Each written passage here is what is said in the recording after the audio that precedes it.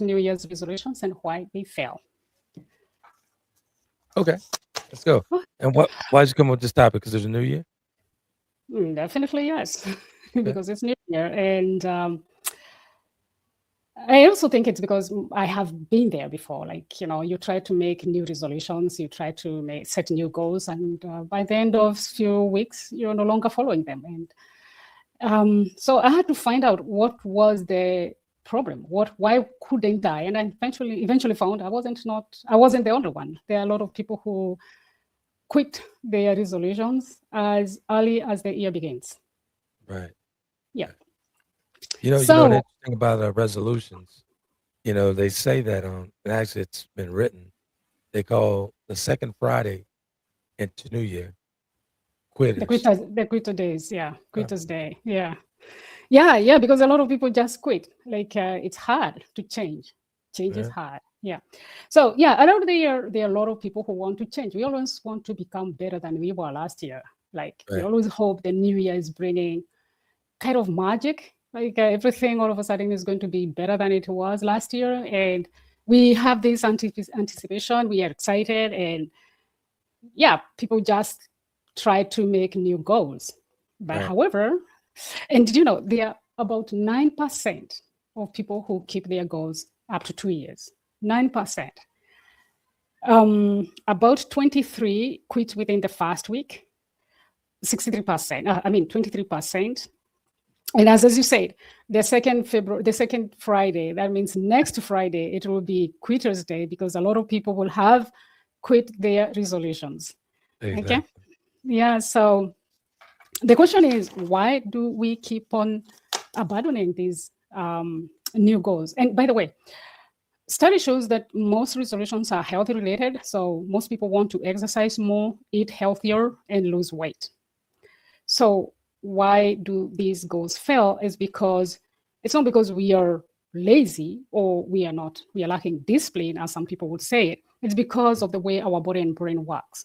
We try Right. to bring change, but we don't change the way we think, the way we see things, the way we behave towards new change. So I have gathered 9 reasons why New Year resolutions fail. And one of them is we set goals for our best days, not the real life. So imagine, like, how do you set your goals? You say, I want to eat healthier. And so maybe the following few days, you start eating healthy, right? Right. Or you say, I want to do exercises. I want to go and do sport. But in this novelty of the year, because everyone looks excited, everyone is happy, we are not in the business, we tend to think life is going to be perfect, that the way life is going to be. And so we take these resolutions with our best days in mind instead of the real life. So when you think during the weekend, the holidays, kids are well behaving, you're not sick, you have time. But when the life catches up with you, you don't have time anymore. You have to go back to Right. work. Kids are running all over. They're no longer behaving the way they were doing before. And so the brain starts feeling this as a stress. And when the brain is stressed, it goes back to the default mode, the behaviors that you have been used to do, the habits. That's why people will eat healthy within a few days. And when the busy days comes or when the illness comes, they go back to the habitual ways. Right. So that's one that was setting the goals on our best days instead of the real life. The next setting goals is setting goals based on our motivations. We are very motivated when we are setting goals, but motivation is short-lived. It doesn't last long. So motivation is driven by dopamine, a brain chemical where it's linked to excitement, reward, and anticipation. When dopamine is high, which is the case during the vacations and the end of the year vacations and holiday and New Year, we Mhm. think that it's going to last. So we take new resolutions, we make new goals, we make new plans. But as the New Year novelty quits, the dopamine also falls down, and so Right. is the motivation. The motivation drops. And actually, research shows that dopamine is far better at initiating a behavior than sustaining it. So long-term behavior rely more on routines and environmental cues. than the motivation. Okay. The other one is willpower. We're all thinking, yeah, I have the power to do this. I'm going to do this. I'm going to run for for hours. I'm going to kick those what do you call those things? Those boxes when you want to do boxing. But willpower as well doesn't last. It's just like motivation. It's there for a short time. And especially if you have a lot of things that you have told yourself you're going to do, if you plan to change a lot, the more changes that you want to have, the brain becomes confused and it's not going to implement that change. So if you really want to have a good change, a good goal, it's to have few goals. It's easier to track and you're not confusing your brain. So far, so good? So far, so good. You know, I did a show on resolution, but right before the new year, maybe a week and a half before. And I've never actually believed in making a New Year's resolution. I'm like, if I'm gonna do it, I'm just gonna do it. I'm not gonna pronounce it. I'm not gonna, announce it or anything like that. Yeah. I'm wired a little different. I don't go around saying, well, you know what, I'm gonna do this, and right after the new year. If you're actually gonna do something, you're gonna do it. I don't care if it's in July. You'll start in July and continue it on throughout it all depends with people. I think a lot of people think New Year is an opportunity to start afresh. It's just like the way we go on Monday. Like everyone knows Monday is not the day to. What my thing is, and even with Monday, I really don't. It's known that everybody, Monday is so bad. Yeah. It's a mindset thing. Why? It's a mindset thing. Monday is just like a regular day of the week, like a Friday or Tuesday or Wednesday. Why does Monday have to be so bad? Do you know what makes life so happy, so delicious? It's the things that we share among ourselves. You know that Monday is just another day, but if you feel Monday is not good, and I feel Monday is not good, then we make that as a thread. Monday is not a good day to go to school, but it's because it's a shared thing. I mean, we are all celebrating on Friday. Hey, it's Friday. My daughter comes in and says, it's Friday. I don't have school tomorrow. It's like everyone else is like, I am free. Who likes doing stuff? No one wants to go to work every day. And so unless you're doing your job that you really like, and even so, there is a time that you really want a break. And that break is just 2 days. So yeah, it's just the way when we are going for vacations, like for summer break, when people are going for 2 months, it's like, oh, it's an excitement. And it's just, the new year is that thing. Like, and what is funny, what's I think exciting is because we are billions to start the same thing this at the same time. Okay, not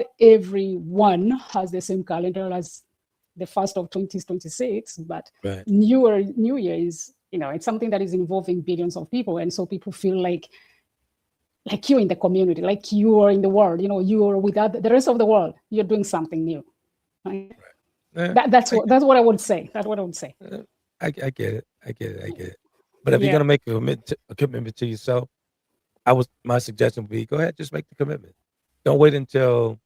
And normally, the New Year's resolutions start getting heavier the closer you get to that new year, right before Christmas. I'm gonna make this resolution. I'm gonna go to the gym. I've seen it for years. The gym gets so packed. Yeah. The first week. Yeah. And I know exactly who's going to fall off. I said, I'm not going to see that guy for another year and a half, maybe 2 years. He won't be here tomorrow. He won't be here next week. And that's why we are treating this. Why do these resolutions fall? Why do they fail? It's because one, we plan them the wrong time, the wrong way. And so here it's a way of looking at things like, let's look differently. Instead of just going, I'm feeling good, everyone is going to do this, and I can do this. It's good to believe that you can do something. Right. But it's also to consider that there are roadblocks, and what can you do when those things happen? Okay. So the number 4 is we set goals for our future self. So my future self is perfect. She's the heroine. She does everything. However, the person who's going to do those goals, the resolution, is still me, the old me with my old beliefs. And so if my old beliefs are not aligning with my new future self, I'm going to fail. because I'm working from a point of limitations. So when we are making new resolutions, we need to consider what are our limiting beliefs, what are the old habits that we have been doing over and over again that are going to limit us from accomplishing what we want to become. Okay. Right. So for example, if you are like the kind of, I want to start doing sports, exercise is good. You hear everywhere. You need to, for longevity, for healing, for having a good life, you need to do sports. But for you, maybe sports means something different. Maybe it's something you attach a negative thing about with sports. Right. And that limiting belief is going to affect the future you who think that sports, I'm going to do sports. Okay. Right. You want to lose weight, but for you, maybe losing weight means something negative. So you have to look, what are your limiting beliefs? What are the old patterns that you have brought with you this far, and help yourself to change fast those limiting beliefs. Okay. Number 5, lack of baseline. A baseline is the minimum version of habit that you can maintain even on hard days. Mm-hmm. So you wake up, it's January 1st. Okay, I don't think anyone goes to do anything on January 1st. We are feasting. No. So the second January that you're going to do sports, you have paid for the sports, you're going to the gym, you go to the gym maybe for 2-3 hours. Then you get back home, sore muscles for 3-4 days. And what do you say? Sports are hard. They are painful. You get home.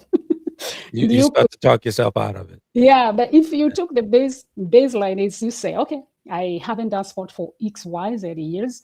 What am I going to do? I'm just going to do, maybe just do with sit-ups for 5 minutes. Okay. You do something small or short instead of looking at a big thing. Like, right. What can you do even in the hardest time? Like, you don't have time, you're feeling weak, you're so tired. What is that minimal thing that you can do? You can jump, maybe you can sit up, you can run up the stairs, instead of just thinking that every sport or exercise can be done in the gym. Okay, like if you want to implement healthy habits, instead of going to the shopping center and buying bucket full of vegetables and fruits, and you normally don't like vegetables, you start by, okay, I'm going to add a vegetable, or I'm going to make one meal with vegetables a day, instead of every day I'm going to eat vegetables. Because if you just change radically, you're not going to sustain that change. So you need to do the minimum effort that it can take you. So implementing small things that no matter what comes, you can still sustain that habit. I hope that makes clear. Yeah, it's good. Very clear, very clear. But okay. When we talk about resolutions, man, that's really some inside work that needs to be done. If, like, in normal cases, well, people like to speak it out loud. Maybe people who have trouble with resolutions should keep it to themselves. I think you're gonna get surprised, because it's one of the things that helps people to work. Accountability. When you're telling people, we're going to look at that as we go ahead. So number 6, perfectionism. There are people, it's either or not. So they wait for the best plan. They wait for them to be perfect to do something. However, perfectionism is one of the biggest blockers to change, because it creates stress, anxiety, and guilt. And when you're in that situation of stress, your brain just go back to the default. It can't progress. So stop looking for perfection, but do small things that are going to help you, no matter how imperfectly they are. Right. It's better to do something that is imperfect than just to wait for that big thing to happen, then it is going to take time. Self-judgment. This makes change hard. When people do things and then they fail, instead of looking at what made them fail, they accuse themselves. Oh, I'm weak. I'm not disciplined. What's wrong with me? And that alone will create anxiety and will not let the brain proceed. You feel you're in a stress mode. So you go back to the old habits. So even with a good plan, you will have those missed days. You're going to have a sleeping. You're going to drift. It's not a matter of can it happen? It's going to happen. But the question is, what story do you tell yourself? Right. Yep. The other one is number 8 is lack of strong why. Most of the resolutions are made on a service level. I want to be healthier. I want to lose weight. I want to practice. I want to do meditation. I want to do, I will start journaling. But the question would be, why? Why do you want that? A deep why, emotional reasoning, will help you to go on even when the motivation has gone down. So what I have tendency to say is your why should be bigger than the pain that you're going through, and that is in another setting. But your why should be focusing into the future you're becoming. It's a long-term goal. So you want to lose weight. Why? Because you have some kilos, but you can lose those kilos within 2 weeks. So what is going to happen after? You attain your goal. You go back to who you are. You go back to who you are. You get it? So it's like you want to lose weight. Why? Because it makes me feel XYZ, feeling blanket. So what do you feel now with this weight? And what is going to happen if you lose weight? What is going to happen if you don't lose weight? You consider all those things. So your why should be based on a long term. The effect and the impact that if you don't take action, what is going to happen? And what is going to happen if you take action? For example, I take smoothies every day. I haven't been taking that for 2 weeks. My blender broke down, which I'm suffering. Okay. So I normally take a smoothie every day. Okay. Why? It's not because it has nutrients, but because I don't want to have constipation like I used to have before. I don't want to have pain. I don't want to wake up in pain. So I know if I don't do it, what is going to happen? My why. Okay, having a long why. What is going to cost you if you don't do? Okay. I get it. Getting a surprise there. Nah, I mean, I talk every year. I talk about these. I say, why do people make these resolutions and fall off the bandwagon? They fall off, and I literally bandwagon. Because most people out here doing it, and more than half normally stop. Now, Trent, let's imagine this scenario. You go to a doctor. You have XYZ chronic disease or painful or whatever. You have a health issue. The doctor tells you, you should stop eating whatever you're eating, you start eating healthier. The doctor says, consider doing sports. So what are you going to do yourself? You're going to start doing sports, but you don't know why you're doing sports. You were told to do sports. You are told you're supposed to eat healthier, but nothing is fundamentally told or explained why. Why is the life that you're leading now is making you be who you are now, or what is making you suffer? Okay. And that's why, for example, we say people don't change till the pain is strong enough. Okay. I can agree with that. And sometimes it's just too late because some damage has occurred. So it's because we don't have that why. If we could teach everyone, like, don't wait till you have XYZ kilos for you to start eating healthy or for you to do sports, because when you get there, it will be much harder for you. When we don't tell people, stop eating this highly processed food because XYZ, because, sorry, it's not XYZ. It's because if you continue this way, your cells, you eat, you're what you become, and you're not feeding yourself the way they're supposed to be fed to sustain a good health. Right. Okay. And look, again, people look at it like, I've been eating this way for a decade, 20 years. I have always been eating this way. Nothing's wrong happening inside me. So how can you convince someone that way unless they find themselves where they need to take these goals to improve their lives? So it's not that people don't do, it's sometimes they don't have the reason why they should do it. And this is where communication comes in with your physician. If your physician's telling you to do something, advising you to do something, this is where you engage your physician. I tell my brother that all the time. Like, you need to engage this guy because you need to have a clear understanding of why you're doing the things he's telling you to do the things you need to do. Just For sure. engage him and have a conversation with him. It's your body. Yeah, but I totally agree with you. But then we have to go and find those doctors who have time today. Today, it's like the doctor has about 20 minutes just to see you. Yeah. And 20 minutes. Have you ever even gone to a doctor and you feel like you're disturbing? Like, yeah. my primary doctor, I slow him down. Like, he literally comes in, he's rush. Yeah, No, we're not about to do that. Hold on a second. Yeah. We need to talk. If I'm doing an annual, we need to talk about, blood work. We need to talk about these things. Yeah. This is why you have to engage these people. Yep.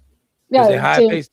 Today in today's climate, everything is rush. It's a rushing, and the doctors they seem irritated by the questions you're asking. It's like, can we finish this and get going? Yeah. I give an example, like when he's going through the rigmarole of, shots and all this stuff. Now we need to talk about the side effects to the shot that's just suggesting. Because he is known, like I've had my primary doctor for years, and he knows that I won't take a flu shot or anything like that. I don't do it. That's not my thing. So we could mark that one off. That's done. We're not doing that. So it's like, well, I know you're not going to take the shot now because, we talked about the side effects to that stuff early on. I'm not doing it. But if you just do everything he says you're going to do, do it. I'm like, nah, let's talk about it first. It's your body. This is how you reach your goals through pushback when we talk about as far as positions. It's your body. It's your health.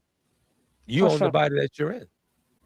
Yeah, for sure. And we have nothing against the physicians. We just say, hey, it's your body. Yeah, yeah. Doctors are good. They save lives. I'm not saying anything negative about them, but again, for sure. Yeah. Okay. Number 9, habits take longer to form. So you might have heard it takes only 21 days to implement new behaviors, but science shows that behaviors can hold from 18 to 254 days, and the average is 66 days. So when people are quitting within the next 2 weeks, it's too short to implement any behavior. So you need to take time, small habits. Small changes, which becomes habit, but you need time. Some habits will take longer before you get to really, your brain catches up with, okay, this is what I'm becoming. And change is becoming. I think we need to connect the change with who are we becoming, the identity, instead of just like, I'm going to do sports. But look at, I am going to be healthier if I do sport. So I'm becoming healthier, okay? Not like I want to just eat fruits, but I am going to become healthier if I add more fruits and vegetables in my diet. So having that identity might be much better than just doing stuff without knowing what they are really impacting you as a person. Right. And so early struggle is normal. So no one is talking here like it's easy to do things. And once again, I say change is hard. It's hard to change things. It's hard to, especially when it comes to beliefs, things that you have brought yourself up or you were raised believing this is the way things are. So questioning who you are and what you're doing so that you can get to bring the change. It takes time and it's hard. So, I have almost done half of what I wanted to say. Do you have any questions? Okay. Nah, actually, when we talk about change, man, change starts with each one of us, whether it be individual goals or, just personal growth or anything like that. Everything starts within. Yeah.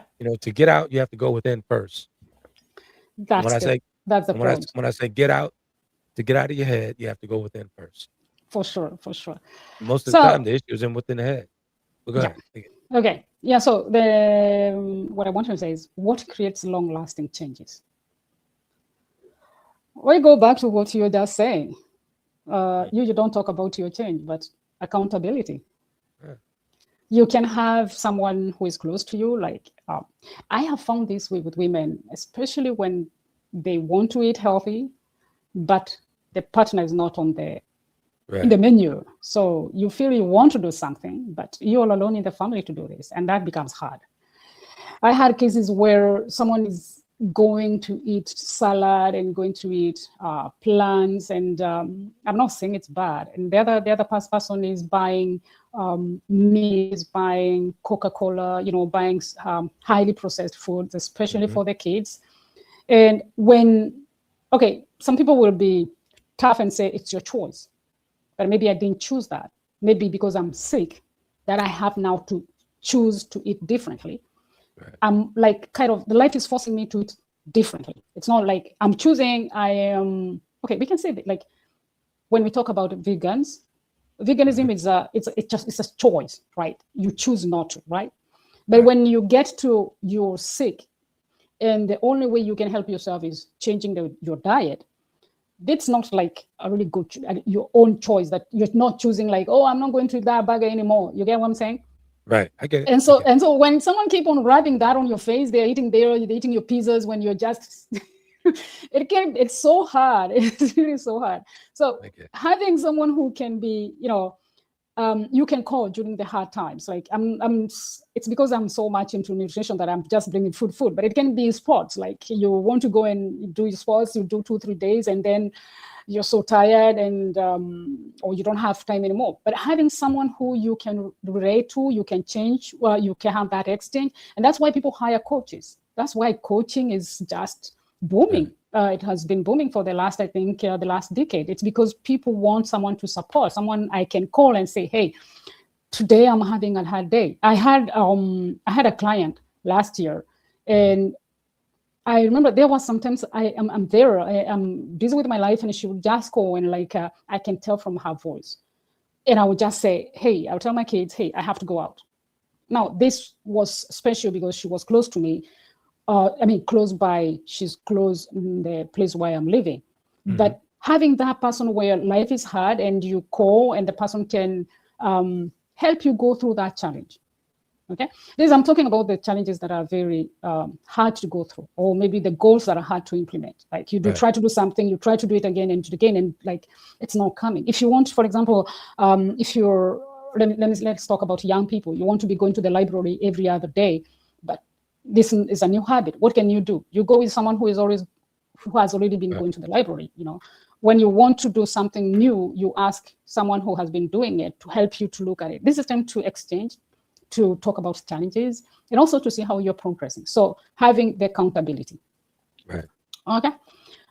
So we go back to setting goals based on your baseline. What is the minimum effort that you can do? What's that minimum thing that you can do daily, instead of putting like you're becoming a marathonian tomorrow and you have never run before. So what can you do? Running upstairs for 10 minutes or every day. Aiming for consistency, not perfection. So doing something every other day, don't wait for the perfection, but do it anyway. Okay? Exactly. Yeah. Do it anyway. We talk about consistency, right? If you do something consistently for at least 2 weeks, you're halfway there. You're halfway there, for sure. Your brain is now starting to feel like, I'll give, for example, there was a time I never used to go out. Then I started going out every morning. And during the end of the year holidays, I didn't go out. But every second I would feel I'm missing something. Right. And then because there is that consistency, when I started, I just went. I didn't start all over again. So doing small things will end up creating a huge impact than just waiting for the perfect day to come. So small things. Practice compassion instead of judgment. If you fail, like I didn't go out for 2 weeks, I'm not going to judge myself. I know why. I learned why I didn't do that.